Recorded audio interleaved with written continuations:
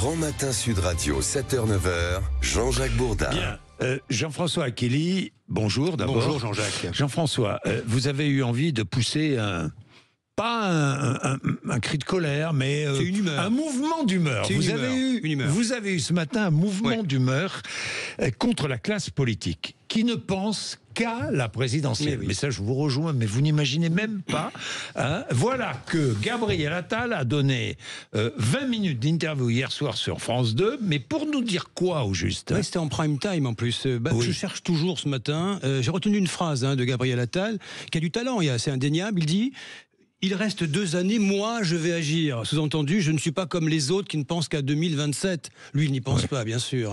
L'un de ses proches soutiens m'a appelé, j'ai passé un coup de fil pour comprendre quand même pourquoi il fait le 20h. Il m'a dit, le soutien, il a voulu, Gabriel, prendre le contre-pied d'Édouard Philippe. Ah bon? Avouant, on en a marre, nous, chez Renaissance, de se taire depuis des mois. On est la famille d'un président impopulaire comme jamais. On est accusé de déloyauté envers Barnier, on l'a payé cher. On n'existe plus dans le dialogue entre Bayrou et le PS, dont on parle aujourd'hui. Gabriel Attal nous a donc fait sa rentrée hier, mais au pire moment, pour nous préciser au passage, je ne suis l'héritier de personne. Ça veut dire quoi? Lui, c'est lui, moi, c'est moi. Bye bye, Emmanuel Macron. Bye bye, Emmanuel Macron. Remarquez, Marine Le Pen était sur LCI. Elle aussi pense qu'à une chose, c'est 2027 à la présidentielle. Édouard Philippe ne pense qu'à ça. À gauche, n'en parlons pas.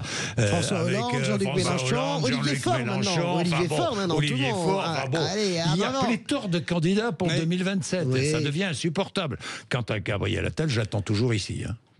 Pourquoi? Vous savez que quand il y a des hommes politiques ou des responsables politiques, vous envoyez des SMS à leurs équipes et tout. Ils finissent tous par arriver ici. Un jour, vous savez ce qu'on va faire? Je vais faire une émission spéciale pour dire un peu ceux qui répondent, ceux qui ne répondent pas. Moi, quand on m'envoie un message, la politesse, c'est de répondre. Ils ne répondent pas. Et chez Gabriel Attal, ils sont spécialistes. Vous savez que j'ai un ami psychiatre qui parle de la non-réponse. De la non-réponse, et qui me dit, je trouve ça très puissant à méditer, Jean-François, la non-réponse est une violence. Parce que la non-réponse est une domination sur l'autre. Je vous dis ça, je dis rien. C'est une politesse et ça vaut en amour aussi. Ça vaut en amour, en tout, en amitié. Alors reprenons. Gabriel Attal qui s'affiche. Il y a l'affiche qui arrive. L'affiche arrive. On l'a décrit. Elle est ridicule, cette affiche. Je l'ai vue. Elle est ridicule. Alors, vous avez le visage de Gabriel Attal de face, l'air martial. Il y a un message qui barre l'affiche en grosses lettres. Le sursaut maintenant, ça fait campagne électorale.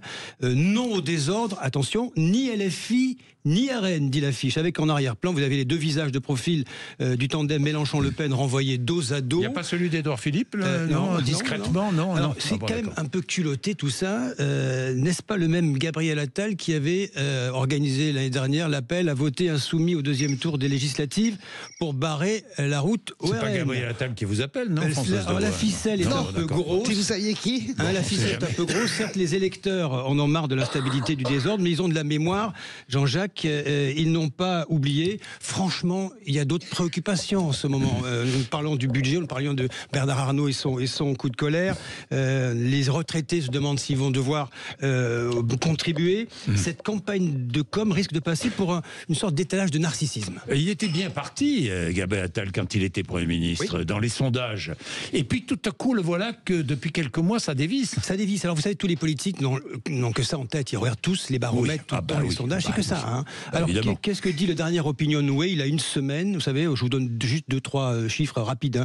Il dit, Gabriel Attal dit la vérité aux Français, 29% seulement. Il a perdu 7 points en un an. Il est proche de vos préoccupations. Pareil, 29 et 7 points perdus.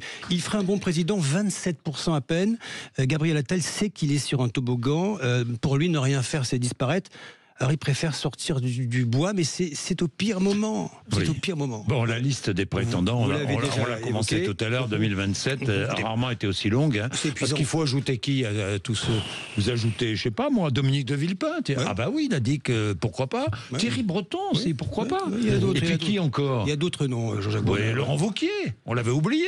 Gérald Darmanin. Mais non, mais... C'est long, hein? Moi, je pense que c'est long. Il y a aussi le maire de Cannes, David Lisnard. Il y a aussi. Oui. Alors, et Bruno Retailleau qui souhaite être le chaînon manquant entre la droite et l'extrême droite. Un peu facile, rapide. Tout ça est épuisant. Nous sommes tenus de commenter régulièrement la vie politique. C'est normal. Mais franchement, c'est c'est pas le moment. Les ambitions personnelles, on a encore un peu de temps là. Il y a des urgences. Je suis bien d'accord. Qu'est-ce que vous en pensez, Je suis d'accord avec tout ce que dit Jean-François. On est tellement rompus tous les trois autour de cette table. Combien a-t-on fait? On en totalise combien de présidentielles à nous trois? J'en sais rien. En couverture, moi même en conseillère, j'en ai perdu une, j'en ai gagné une, c'est déjà pas mal. Mais je veux dire, il a raison. Vous étiez conseillère de Ségolène Royal au moment des sous-marins?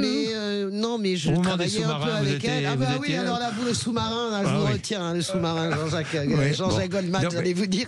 Jean-Jacques Bourdin, je vous retiens. Non, je suis d'accord avec tout ce que dit Jean-François.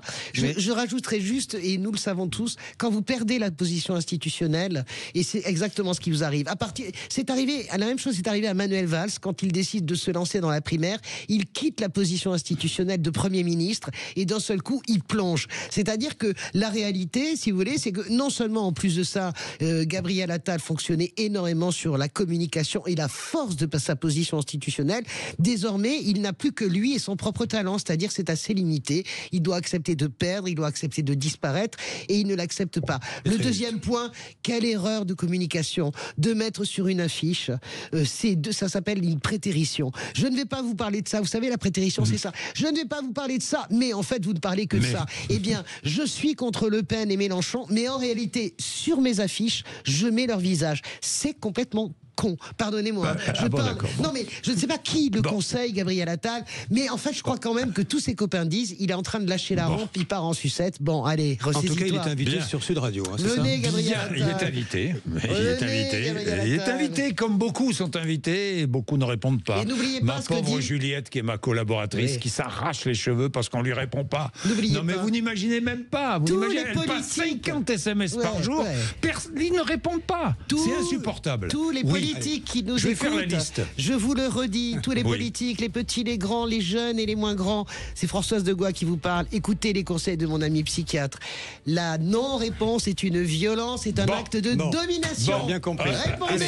On se retrouve dans un instant. Dans tous les cas, le maire de Montpellier lui a répondu puisqu'il est là tout à l'heure de 8h30 à 9h. Michael Delafosse, il est 8h21.